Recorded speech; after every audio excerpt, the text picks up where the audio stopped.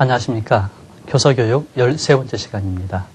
2분기에는 발달심리 이야기를 하면서 오늘은 그 4번째 시간이 되겠죠. 우리가 다시 한번 복습해 본다면 예수님께서 잘하시는 모습을 따라서 우리가 이런 그림을 그렸었습니다. 예수님께서 날마다 그 키가 자라고 지혜가 자라고 그리고 하나님과 사람이 더 사랑스러워하시더라 해서 키가 자란다.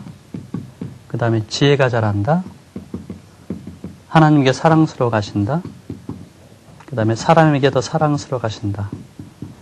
근데 정신적인 것을 다시 둘로 나눴죠. 지적 발달과 정서적인 발달. 그리고 또는 사회적인 성장은 자아 정체감. 그 다음에 또 한 가지는 도덕감 발달. 그리고 인간관계 발달. 이렇게 얘기했었습니다. 오늘은 4번째가 되겠죠. 자아 정체감 발달입니다. 실제로 우리가 살아가면서 모든 것의 주체는 자기잖아요. 그래서 자기를 정확하게 알고 자기를 정확하게 평가하고 그리고 자기를 온전하게 드리는 것, 신앙생활이 아주 중요한 거로 생각을 해보게 됩니다. 그런 의미에서 건전한 자아상을 갖게 해주는 것은 옆에 계시는 이제 선생님, 또 부모님의 또 큰 역할이 될 수도 있죠. 그래서 오늘 우리가 다루고자 하는 그 자아 정체감은 에릭슨이라는 학자의 얘기를 많이 우리가 사용하게 됩니다. 자, 에릭슨은 뭐라고 정의했냐면 자아 정체감을 내 자신과 타인을 구별된 독립된 개체로 인식하는 자기의식. 그러니까 우리가 있습니다. 너와 나. 근데 너와 나는 틀린 그리고 존재고 나는 나다 하는 것을 의식을 한다는 겁니다. 그런데 성장 과정에서 어릴 때는 그게 안 돼요. 어릴 때는 자기를 잘 모릅니다. 그러다가 점진적으로 성장하면서 자기를 생각해야 되는데 의식적으로 생각하는 때가 청소년 시기입니다. 그래서 청소년 시기의 자아 정체감은 아주 중요한 요소를 갖게 되는 것이죠. 올포트라는 사람은 자아 정체감을 얘기하면서 청소년 시기 때 자기에 대한 새로운 탐색기 그렇게 표현하기도 합니다. 그래서 청소년기는 자기를 찾아가는 시기다 해서 정체감과 관련된 그런 얘기를 했는데 자 그러면 이 자아 정체감 어떻게 발달해 나갈까 할 때 우리는 에릭슨의 이론을 가지고 모두 8단계로 얘기를 하게 됩니다.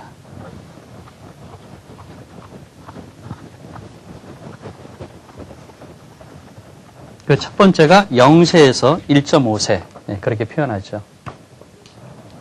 0세에서 1.5세 이때는 무엇을 우리가 습득하냐 하면 신뢰감을 갖게 되는 겁니다.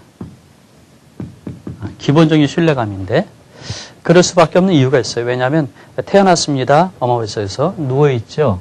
힘이 생기면 엎어집니다. 엎드려서 깁니다. 그리고 붙잡고 일어서서 아장아장 컸습니다. 하지만 아직까지는 독립적으로 자기를 살아갈 수 없어서 누군가의 도움이 필요합니다.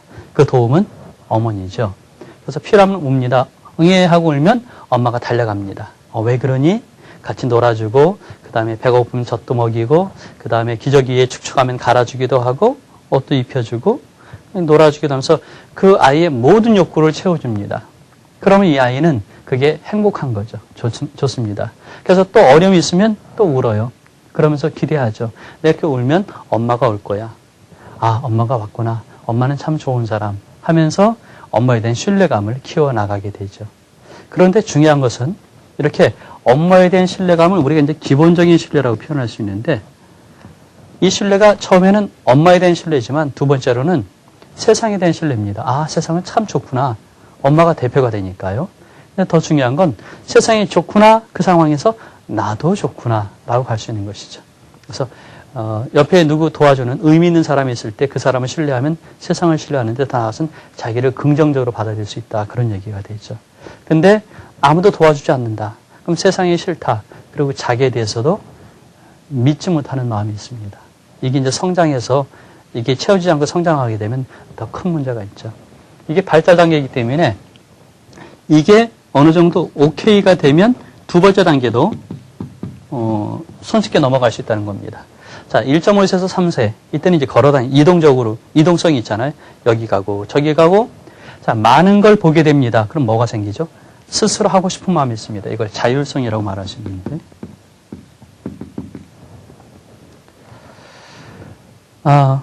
뭐, 밖에 나갑니다. 모래밭이 있죠? 그럼 주저앉아서 갖고 놀잖아요. 모래장난하고.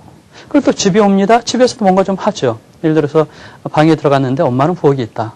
그럼 뭐 할까 심심하다. 그러면 이제 엄마의 화장품 뚜껑을 보면서 열게 되고 닫게 되고 콘센트에 그 플러그를 껴보기도 하고 빼기도 하고. 그러니까 이때는 이제 주로 두 가지 동작이 있는데 하나는 자기가 좋아하면 끌어안고 자기가 싫어하면 밀어버리는 대표적인 동작을 하게 돼요. 그래서 좋고 나쁘고 스스로 판단하는 겁니다. 이렇게 해서 자기를 이제 생각하게 되는데 문제는 스스로 판단해서 스스로 하게 되는데 그게 억제를 당하면 이때는 수치감을 갖게 됩니다. 또는 자기에 대해서 회의감을 갖게 돼요. 나는 뭘까? 나는 잘하고 있는 걸까? 못하는 걸까? 해서 자기의 판단의 근거가 이제 흐려진다는 그런 약점이 있죠. 자, 예를 들어서 배설의 기쁨이 있습니다. 응아를 합니다. 야, 응아를 여기다 하면 어떡해? 그럼 이제 문제가 돼요. 생리 현상이잖아요. 응아를 하고 싶다? 응아한다. 근데 엄마가 보기에는 화장실 안 갔기 때문에, 그러니까 배변 훈련이 아직 안 된 상황에서는 그 아이는 자연스러운 응아를 하는데 엄마는 장소가 따르잖아요. 화장실 가야 된다. 언제 해야 된다. 근데 이 아이는 통제를 받습니다. 그러면서 엄마의 그 통제가 자율성을 제한하게 되죠. 예를 들어서 엄마 화장실 뚜껑을 엽니다. 재밌어요. 손을 한번 넣어봅니다. 그러면 콜드크림을 손을 넣을 때 기분이 좋습니다. 밖에 나가서 모래를 가지고 장난하는 거 비교가 안 돼요. 그래가지고 이걸 이제 벽에다 붙이죠. 찰싹찰싹. 또 이제 언니 오빠들이 했던 거 보잖아요. 그러니까 글씨는 모르니까 막 이렇게 비벼가지고 무늬를 만들어낸다고요. 얼마나 행복하겠어요. 이 아이는 값은 생각하지 않습니다. 근데 엄마가 그걸 발견하면 어떻게 되죠? 불이 나죠. 저 얼마짜리인데 비싼데 이 자식이 뒤통수를 때리면 아이는 깜짝 놀랍니다. 그래서 못하게 되는 거죠. 다음에는. 그럼 그렇게 통제를 받으면서 아이는 뭐 새로운 경험을 갈 때 내가 할까 말까 못해요. 해도 되나 말아야 되나. 이게 좀 심해지면 이제 마마보이가 되는 거죠. 그래서 1.5세 3세 사이에 자율성이 키워져야 되는데 이게 안 되게 될 때는 이제 자기를 수치스럽게 생각하고 또는 의심을 하게 되는 겁니다. 그 다음에 이제 3세에서 6세. 이때는 이제 이동이 더 용이해지죠. 이제 뛸 수도 있으니까. 그래서 밖에 나가서 또 새로운 사회를 만납니다. 가정이 아닌 다른 사회. 거기서 누굴 만나면 또래들을 만나죠. 또래들을 만나면서 거기에 이제 한 통속이 되고 한 식구가, 한 무리가 됩니다. 이때 뭐가 있을까요? 꼬붕이 되고 싶은 마음이 없습니다. 그 모임에서 우두머리가 되고 싶거나 소외되지 않고 주류가 되고 싶은 마음, 그런 마음이 있거든요. 그러면서 어떤 그 자기의 욕구, 야망이 있는데 이걸 사회적으로 인정받고 싶어 하는 그런 마음이 있어서 노력을 부단히 합니다. 근데 통제를 받아요. 넌 저리 가, 넌 못하잖아. 네가 뭐 할 줄 알아. 그러면서 이제 쫓겨가면 그럼 아이는 자기에 대해서 부정적인 생각을 갖습니다. 이때 이제 죄의식을 갖게 된다고요. 나는 나쁜 아이구나. 나는 쓸모가 없어. 하는 생각을 갖게 되거든요. 그래서 자기에서 지극히 부정적인 생각을 갖게 되는 것인데 그런 의미에서는 우리가 평가할 때 그래요. 노래를 잘하니까 노래를 열심히 했다. 잘한다. 노래를 못하는 아이가 연습을 해가지고 노래를 했다. 그것도 잘한 겁니다. 연습해서 했으니까. 이렇게 해서 등수를 매기지 않는 것이 이때는 상당히 중요하죠. 그래서 유치원이나 초등학교 1, 2, 3학년에서는 등수를 매기지 않는데 바로 이런 데 근거한 얘기가 되겠죠. 그 다음에 네 번째, 이제 초등학교 들어가는 때가 됩니다. 이때는 뭘 하냐면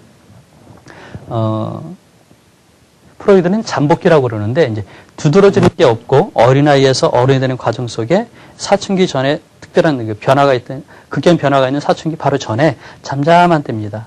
이때는 아이들이 말을 잘 들어요. 뭐 가정마다 약간 차이가 있긴 하지만 사춘기에 생각한다면 사춘기 전에 이 초등학교 때의 아이들은 고분고분하죠. 모범생 아니겠어요?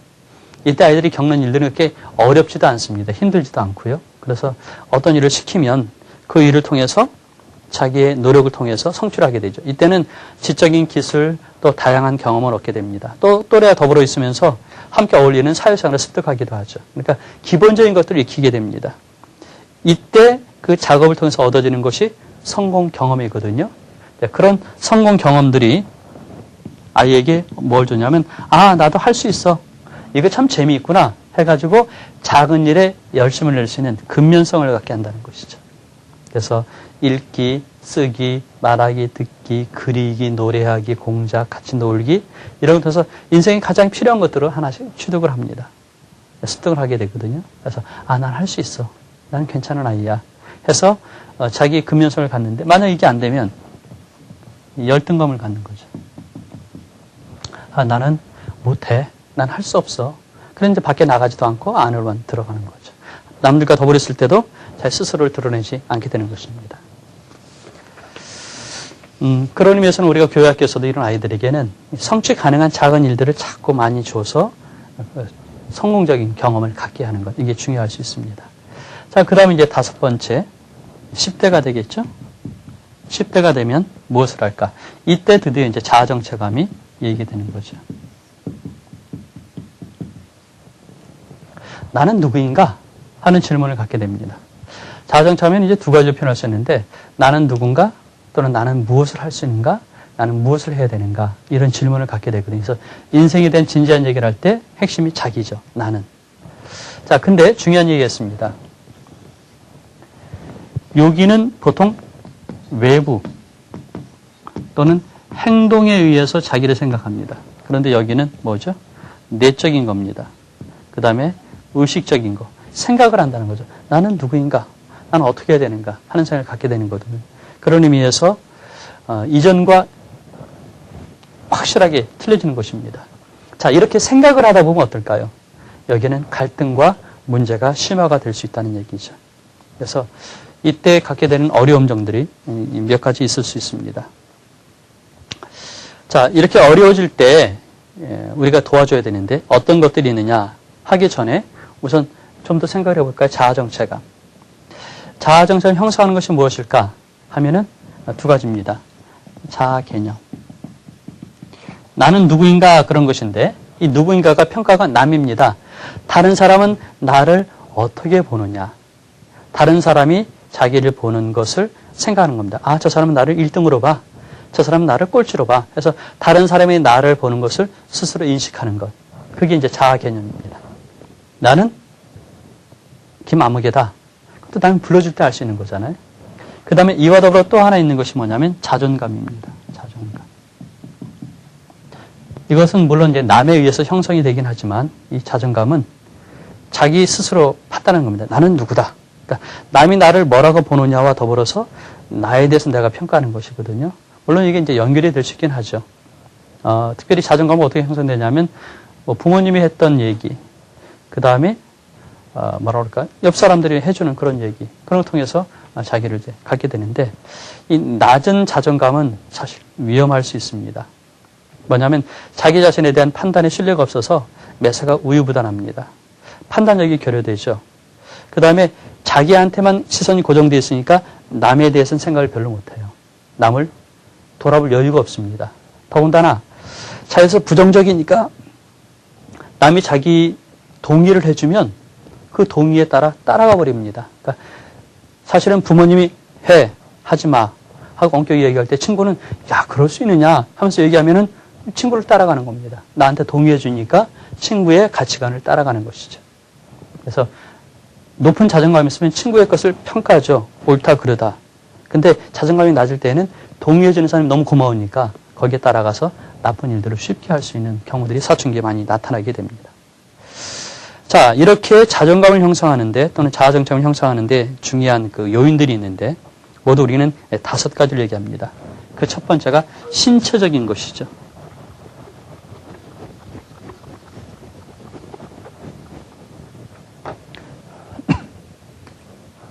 우리가 신체적인 것을 얘기하게 될 때는 이제 체격, 키라든가 체중이라든가 또 있습니다. 외모도 있을 수 있죠. 그래가지고 뭐라 그럴까? 남들이 나를 어떻게 볼까 해서 남들의 시선을 의식을 하는데 그래서 이때는 운동을 하거나 아니면 다이어트를 하거나 이런 일들이 생깁니다. 특히 여학생들은 다이어트가 아주 심하죠. 대부분의 여학생들은 나는 너무 살이 쪘어. 뭐 어른들도 그렇지만 보통 정상적인 체중을 가진 사람들 가운데 50% 이상은 난 다이어트 해야 돼 라고 생각하는 것이죠. 좀 더 나가면 뭐죠? 성형수술도 하잖아요. 그러니까 방학 때 되면 우리 여고생들은 수술을 꽤 하는 편입니다. 그것도 바로 이런 거죠. 그러니까 외모에 대해서 생각을 하면서 나는 쓸모 있어, 나는 좀 못해 해서 자기 평가가 외모에 따라간다는 겁니다. 그럴 때 우리가 할 수 있는 것은 뭘까요? 하나님께서 주신 너는 걸작품이다. 그 표현은 조금 뭐라 그럴까? 조금 아부성이 있어요. 사람이 모두 다 걸작품일 수는 없거든요. 하나님 나라에는 금그릇, 은그릇, 나무그릇, 질그릇 있는 것처럼 각각 나름대로 의미가 있는 것이지 다 똑같은 등수라고 보기엔 그렇잖아요. 네, 그건 설득이 좀 없습니다. 그럼에도 불구하고 나는 나더러의 의미가 있다 하는 걸 얘기해 주는 것이 중요할 수 있습니다. 그 다음에 두 번째로는 생리적인 변화로 성적인 존재가 된다는 겁니다. 성적 존재. 그러면서 이성에 대한 호기심이 있고 그 다음에 성적 정체감에 대한 것이 있습니다. 자, 그런데 이런 성적인 것이 성적 충동으로 나오거든요. 공격적이 됩니다. 욱 하는 거거든요. 성적 충동이. 그로 인해서 자기에 대해서 생각을 많이 하게 되죠. 난 지금 뭐 하는 거냐? 난 나쁜 사람 아닌가? 나는 이상한 사람 아닌가? 나는 성의 노예 아닌가? 하는 그런 자기 나름대로의 부끄러움 이제 수출을 하고 좀 부정적인 생각을 갖게 된다는 것이죠. 그 다음에 자해정착은 어떤 사회적인 그런 변수를 생각했습니다. 이건 이제 개인적인 거라고 한다면 사회적인 것이 있을 수 있겠죠. 그래서, 남들은 나를 어떻게 보느냐 해서 인간관계에서 생각을 하게 됩니다. 그러니까 남들과 비교하게 될 때 옆 사람들이 의미 있는 사람들이 좋은 얘기 해주는 것, 칭찬해주고 애정 어린 말 해주는 것이 자아정착을 형성하는 데 큰 도움이 될 수 있다는 것이죠. 그 다음에 네 번째가 그 모델입니다. 동일시 모델. 사실은 아이들의 성장해 나가면서 모델이 있거든요. 난 아빠처럼 될래, 선생님처럼 될래, 엄마처럼 될래. 근데 가만히 보면 이 동일시 모델들이 완벽하지 않거든요. 그래가지고 이제 동일시 모델을 이렇게 조합을 해 나갑니다. 아, 아빠 이런 좋은 점, 엄마 이런 좋은 점, 김 선생님 이런 좋은 점 해서 난 이런 사람이 될래. 그걸 형성해 나가는 과정인데 이때 이제 좋은 모델들이 옆에 많이 있으시면 혼란이 없이 자기를 만들어 가는데 모델들과 관계가 나빠진다. 아빠 미워, 엄마 싫어, 선생님이 이상한 사람이야. 하면 이제 부정적이면서 자기를 만드는 작업이 늦어진다는 것이죠. 그래서 좋은 선생님들이 옆에 있다는 거 아주 중요한 것일 수 있습니다. 그 다음에 또 한 가지는 아까도 말씀드렸던 것처럼 성공 경험. 이게 사람을 형성하는 데 아주 중요한 것이 될 수 있죠. 그래서 어떤 일들을 하나씩 맡겨서 성취하는 노력을 하게 하는 겁니다. 넌 참 잘한다. 넌 참 귀하다. 넌 이런 것들은 잘할 수 있어. 그래서 그 아이가 잘하는 것, 우리는 그 은사라고 그러죠. 은사를 발견해서 그 일을 차근차근 해갈 수 있도록 이끌어주고 기도해주고 그 다음에 점검해주는 일들이 우리에게 필요할 수 있다는 것입니다. 이렇게 자아정착이 발달해 나가는데 그 다음에 6단계는 쓰지 않은 6단계는 이제 20대. 그때는 친근감을 형성합니다. 나는 성인입니다. 가득 찼어요. 자꾸 넘치거든요. 넘치니까 나누고 싶죠. 그래서 친구를 만나서 얘기를 주로 나눕니다. 함께 더불어서 토론합니다. 밤새도록 토론하죠. 왜냐하면 나는 가진 게 많으니까. 근데 이때 발견합니다. 아, 내가 안 가진 게 있구나. 저 사람 갖고 있네? 그래서 나를 보완해주는 사람을 찾는데 그 중에 하나가 이제 배우자를 찾는 거죠. 그래서 사실은 남자는 여자가 필요하고 여자는 남자가 필요하잖아요. 거기서 어떤 감동이 오고 그게 이제 애정에 따른 어떤 그 감격, 감동, 필이라고 그러는데 이게 사실은 자기를 보완해주는 존재거든요. 우리는 함께 있어서 인생을 살아가면 더 행복할 거야. 그런 것이죠. 그런 이제 30대가 됩니다. 30, 40, 50. 이때는 생산성입니다. 왜냐하면 결혼해서 아이를 낳잖아요. 이제 직장을 가지면서 돈을 법니다. 생산적인 일들을 하잖아요. 그러면서 아, 나는 기여하는 사람이구나. 그래서 생산성을 인해서 자기를 확인하게 되죠. 이럴 때 만약 직업이 없다. 이때 만약에 아이가 없다. 그러면 상당히 자기에 대해서 부정적인 견해를 갖게 됩니다. 마지막 8번째, 자아 통정감이라고 그러는데 이제 경제적 능력을 상실하고 육체적으로도 이제 소실돼 갑니다. 그래가지고 힘이 없어져 가요. 그때는 앉아 있으면서 자기를 긍정적으로 봐야 되는 중요한 도구가 필요한데 그게 뭐냐면 지나온 과거입니다. 아, 내가 아이들을 이렇게 많이 키워놨구나. 이 아이들은 다 나 때문에 이렇게 큰 거야. 그러면 얼마나 좋겠어요. 입신양명이라는 게 있죠. 부모님 때문에 난 이렇게 됐어요. 이게 참 큰 효도입니다. 또는 제자도 그렇죠. 제자들이 와서 인사합니다. 아, 선생님 감사합니다. 선생님 때 제가 오늘 이런 모습이 있게 됐어요. 그러면 힘이 생기죠. 이렇게 이제 노인이 되면 과거를 보면서 통정한다는 거죠.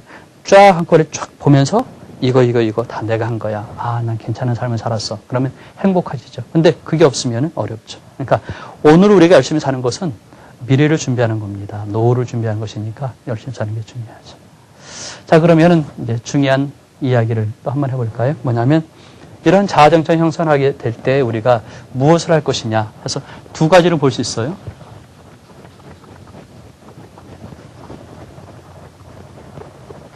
첫째는 건강한 자아는 어떤 것을 갖고 있느냐. 그래서 그것들을 경험하게 해주는 것이 필요하게 되겠죠. 자아정착에 대해서 고든 알포트는 얘기를 합니다. 모두 15가지를 얘기해 주는데, 첫째, 자아정착의 형성에 대해서 성숙한 사람은 뭐냐면 현실 감각이 있다는 겁니다. 효율적인 현실 감각. 그래가지고 주변 세계에 있는 어떤 문제, 사건 이런 것을 현실적으로, 바꿔 말하면 객관적으로 본다는 것이죠. 그 다음에 두 번째, 주변에 있는 것들을 수용을 합니다. 나도 수용하지만 남도 그렇고 어떤 문제도 그렇고 이런 것들을 그건 내가 받아들일 거야 해서 자기를 긍정적이면 거부하지 않고 회피하지 않습니다. 받아들이는 것이죠. 그 다음에 세 번째로는 살아가면서 우선적으로 주도적으로 합니다. 자발적으로. 그리고 자연스러운 일들을 하게 돼요. 자연스럽게 이제 행동을 하게 됩니다. 그 다음에 네 번째, 내 문제도 있지만 밖의 문제를 생각을 하게 돼요. 아, 저 사람 가난해서 도움이 필요하구나. 저 사람 집이 필요하구나. 저 사람에게 누군가의 뭐 필요하구나. 복지가 필요하다 해서 남에 대해서 관심을 가져주는 거. 이게 자기를 사랑하는 사람의 모습입니다. 또 한 가지는 뭐냐면 더불어 살아가면서 자기의 자유의지를 10분 발휘하는 모습입니다. 독립이죠. 자, 우리도 물론 중요하지만 나도 중요하다. 내가 선택하고 내 길을 간다. 그런 마음이 있는 겁니다. 그 다음에 또 한 가지는 자율 기능이라고 그래서 자기를 조절합니다. 감정이 막 화가 나는데 화를 조절하고 너무나 좋은데 옆에 좀 뭐한 사람이 있으면 이게 자기 그런 걸 좀 조절하고 이런 자기 조절 능력이 있을 때 그 사람이 자아정착감이 좋은 사람이죠. 그 다음에 또 있다고 한다면 이제 신선한 이 감상력인데 그렇잖아요. 가을이 되면 낙엽이 떨어집니다. 아, 좋다. 근데 어떤 사람들은 낙엽은 떨어지는 거지 뭐. 이렇게 해서 어떤 것들에서 볼 수 있는 그런 그 마음의 눈을 닫아버릴 때 이거는 이제 자기에 대해서 긍정적이지 않을 때 그럴 수 있죠. 그 다음에 어떤 절정도 경험합니다. 살면서 어떤 팍 올라가는 아주 엑스타시라고 그럴까요? 그걸 표현해야 되는지 모르겠는데 뭐랄까 아주 신비로운 경험 이런 것들을 가끔 얻습니다. 그래서 극단적인 기쁨을 누릴 수 있는 그런 계기들도 있을 수 있죠. 그 다음에 이제 사회 전반에 대한 관심이 있게 되고, 그 다음에 대인관계가 좋아지고, 그 다음에 민주적인 성격 구조를 갖게 되고, 그 다음에 선악을 구별할 수 있게 되고, 그 다음에 여유가 있으니까 유머 감각이 있어요. 그러니까 남을 망가뜨린 유머 말고, 좀 건전한 유머를 쓸 수 있게 되고요. 그 다음에 창의력이 있고, 그 다음에 문화 속에서, 뭐랄까, 스스로 문화에 이렇게 적응해가는, 자연스럽게 적응하는 그런 능력들을 갖게 됩니다. 그래서 우리가 아이들 지도할 때 이런 15가지의 영역들에 대해서 어떻게 도움을 줄까 하는 프로그램을 갖는 게 중요하죠. 그래서 하나는, 그러니까 자아정착감의 그 원숙한 사람들의 특징들, 이 특징들에 맞는 프로그램을 우리가 제시해 주는 것이 중요합니다. 그 다음에 또 한 가지는 정말 자아정착이 필요한 것인데 나는 누구인가 할 때 자기를 찾는 것이죠. 자기 찾기. 여긴 두 가지가 있습니다. 하나는 신분, 하나는 진로. 이렇게 표현해 둘 수 있죠. 자, 나를 알기 위해서 뭐 해야 될까요? 우리 그런 얘기 있습니다. 미국에서 이제 우주 비행사를 훈련시킬 때 많은 기술도 있지만 그 중에 한 가지가 나는 누구인가 하는 질문에 대해서 답을 20가지를 쓰게 한답니다. 나는 누구인가. 왜냐하면 우리 고소공포증 있잖아요. 우린 땅을 딛고 살아가기 때문에 이렇게 땅을 딛고 살아가면 편안한데 땅에서 뜨면 떨어질까 걱정도 있고 안정감을 못 얻거든요. 하물며 대기권 밖으로 나가게 되면 집으로 돌아올 수 있다는 신념, 확신이 없죠. 첫 경험인데 나갔습니다. 나가서 작업을 하긴 합니다. 근데 내가 집으로 돌아올 수 있을까? 그러면서 찰나에 정신적인 어려움을 겪게 되면 그러면 기술이 아무리 좋아도 끝나는 것이죠. 그래서 지구를 떠나 있으면서도 혼란을 갖지 않는 중요한 것 중에 하나는 나에 대한 생각입니다. 나는 누구인가. 뭐 그렇죠. 예를 들어 서울에 살다가 모스크바에 가 있다. 뉴욕에 가 있다. 근데 자기의 정착감이 있으면 거기서 흔들리지 않는데 없으면 그냥 거기서 망가지는 거죠. 포기하고 자포자기하고. 그런 의미에서 이제 나를 찾는 그런 작업이 중요한데 어떻게 찾을까? 나는 누구다. 아니면 옆에 사람들 얘기하죠. 넌 이런 사람. 근데 나를 가장 잘 아는 분은 누굴까요? 그건 나를 만드신 하나님이죠. 그러니까 하나님과의 관계된 자기를 발견하는 것. 이게 정말 중요합니다. 그래서 요한복음 1장 12절에 그런 말씀이 있죠. 영접하는 자, 곧 그 이름을 믿는 자들에게는 하나님의 자녀가 되는 권세를 주셨다. 하는 사실을 알게 하는 것 참 중요합니다. 모리슨이라는 사람은 그렇게 얘기했어요. 성공하는 사람들에게 세 가지 감각이 있더라. 그럼 뭔가 찾아봤더니 첫째, 소속감. 백그라운드라고 그럴까요? 난 어디에 속해 있어. 이 뒤에 배경이 있어. 그걸 확신하게 되면 든든하고 할 수 있죠. 그게 이제 학연, 지연, 혈연인데 그보다 더 좋은 건 뭐겠어요? 하나님 빼감이겠어요. 하나님은 나의 아버지. 하나님은 천지를 주신 위대하신 분인데 나를 자녀로 삼으셨어 하는 것이죠. 두 번째는 자기 가치감이라고 얘기합니다. 난 존귀한 존재야. 그런 것이죠. 여기 이제 두 가지가 있는데 하나님의 창조. 하나님이 나를 만드셨다면 하나님에게 나는 어떤 사람일까? 제일 귀한 가치가 있죠. 그렇지 않겠어요? 예를 들어 제가 지금 책을 썼습니다. 다른 사람이 이 책을 보고 이게 무슨 책이야? 그럼 제가 기분 나쁘죠. 만든 사람과 만들어진 피조물은 동일한 생명 공동체입니다. 그래서 하나님이 나를 만드셨으면 하나님께서 나는 하나님 같은 존재입니다. 하나님만큼의 가치가 있는 아주 귀한 존재거든요. 그러니까 세상 사람들은 우리 가치를 뭘로 하죠? 업적으로 평가합니다. 근데 업적이 어때요? 내가 1등 할 때 네가 최고야 그러다가 꼴찌 보십시오. 없어버리죠. 이건 스포츠에 많이 나옵니다. 예를 들어 1등한 팀이 있습니다. 아 잘했어. 근데 그 팀이 꼴찌하면 아무도 보러 안 가요. 운동 경기를. 사람은 가치 평가를 업적으로 하고 결과를 하기 때문에 그러는데 하나님은 그렇지 않아요. 만드셨으니까. 그래서 하나님과의 관계를 보는 게 참 중요하죠. 두 번째는 하나님은 우리를 사셨습니다. 뭐냐면 피값을 주고 사신 것이죠. 피값을 주고. 고린도서 6장 19, 20절에 말씀하고 있는데 내가 너를 피값을 주고 샀다. 예수 그리스도의 피값을 주고 사셨으니까 우리는 어떻죠? 예수님 짤입니다. 예수님의 피값을 주고 나를 사셨으니까 지불한 이 돈이잖아요. 가치. 그러니까 하나님에게 가장 귀한 독생자 예수님과 나는 동등한 가치가 있다는 것이죠. 그런 의미에서 우리의 가치를 아이들이 아는 게 중요합니다. 그 다음에 세 번째로는 이제 유능감인데 나는 할 수 있어. 이런 거죠.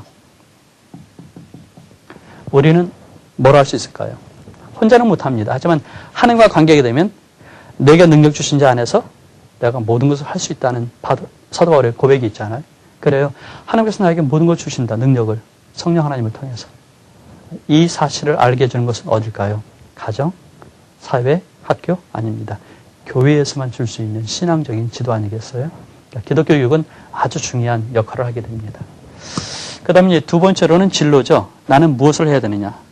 로마서 12장 1절 2절 말씀이 여기 있는데 나는 무엇을 하느냐. 결론은 꿈을 이루는 겁니다. 비전이라고 표현할 수 있죠. 비전. 이 꿈이라는 게 뭐냐 하면 세 가지 모습을 가질 수 있는데 첫째, 미래를 그리는 그림. 하지만 그걸 소원하는 마음이 있어야 됩니다. 그리고 오늘 무슨 대가를 지불해야 그게 비전이고 꿈이거든요. 그래요. 그런 의미에서는 어떤 사람이 되느냐. 그러니까 이걸 부터 얘기하는 to have로 볼 수 있어요. to have. 어떤 자리를 차지하느냐. 대통령이냐, 국회의원이냐, 경제인이냐, 선생님이냐, 의사냐, 변호사냐. 좋습니다. 하지만 더 중요한 것은 to be입니다. to be. 예를 들어 대통령이 백성을 위해서 뭔가, 국민을 위해서 뭔가 잘하면 좋은 대통령이지만 백성을 짓밟고 자기의 사료살을 채우면 대통령이 안 하는 게 낫죠. 내가 의사입니다. 왜 하죠? 돈 벌기 위해서. 그래가지고 나쁜 이 시설에서 이윤을 많이 얻으려고 그런다. 또는 이 돈을 많이 받아내기 위해서 과다하게 비싼 약을 쓰게 하고 검사 안 해도 검사하게 한다. 이건 사실 안 좋죠. 사실 저도 이제 병원에 가봤지만은 수술을 한다, 뭐 한다 그랬더니 몸에 큰 해가 있잖아요. 가능하면 수술을 안 하고 고치는 의사가 좋은 겁니다. 가능하면 주사를 놓지 않고 병을 고치는 게 좋죠. 가능하면 약을 안 먹고 고치는 게 더 좋잖아요. 근데 그러면 돈을 못 번단 말이에요. 약을 투여하고 주사를 맞게 하고 수술을 해야지 되잖아요. 그래서 예를 들어 산부인과 가게 되면 산부인과 조금 힘들어하면 그냥 수술해버리잖아요. 근데 이게 우리는 모르니까 그냥 따라서 합니다. 그런 경우에 이제 이런 문제가 있을 수 있다는 것이죠. 그래서 좋은 의사냐, 나쁜 의사냐 참 중요합니다. 그런데 어떤 사람이 할 때 좋다, 나쁘다 거기에 정말 중요한 것은 하나님 앞에서 하나님 위하여 살아가는 삶이냐 하는 것입니다. 그걸 이제 헌신이라고 우리는 표현할 수 있어요. 헌신하는 사람. 그래서 저는 이제 마틴 테레사의 수녀의 말을 참 귀하게 생각합니다. 1979년도 노벨 평상을 받았을 때 테레사 수녀에게 찾아갑니다. 사람들이. 수녀님 당신은 대단하십니다. 자질이 뛰어나서요. 어떻게 하시면 이런 훌륭한 상을 받게 됐을까요? 수녀가 말하죠. 나는 자질이 특별하지 않아. 나는 보통 사람인데 나는 일을 할 때 내가 하는 일은 내 일이 아니고 하나님 일이에요. 나는 누구냐면 하나님의 오른손에 붙잡힌 작은 연필에 불과하죠. 하나님이 쓰시는 대로 저는 쓰일 뿐이에요. 라고 말했습니다. 그래요. 우리가 비전을 가지고 일을 해나갈 때 중요한 것은 하나님 일을 할 때 우리가 가치가 있고 빛을 볼 수 있는 것이죠. 그래서 학생들에게 은사를 발견하게 하고 그 다음에 진로를 준비해 나가는 아주 중요한 척경은 꿈을 갖게 하고 헌신하게 하는 것. 이게 필요합니다. 하지만 여기로 끝나는 게 아니죠. 각 개인들을 우리가 교회에서 잘 살펴봐서 은사를 발견하면 잘할 수 있도록 해주고 기도해주고 이끌어주는 것. 이게 또 우리가 해야 될 일이 되죠. 그래서 한 번 젖은 영원히 제자다. 그래서 한 제자를 우리가 죽을 때까지 위해서 기도해주고 사랑으로 이끌어주고 그 다음에 지식을 주고 때로는 물질을 주고 때로는 격려를 주는 것. 그게 우리가 해야 하는 일입니다. 많은 성만 사람들이 그런 얘기예요. 어릴 때 어떤 선생님이 나를 넌 이거 하면 잘할 수 있어 해서 인정해줬다는 것이 다들 추억이 있습니다. 인정해주는 것, 칭찬해주는 것, 애정을 주는 것, 그게 우리가 할 수 있는 일이죠. 사람들은 누구나 자기에 대해서 물어봅니다. 나는 누구일까? 나는 왜 사는가? 그 다음 나는 어떻게 살아갈 것인가 질문합니다. 이런 질문에 대해서 우리 선생님의 책임이 크신 것이죠.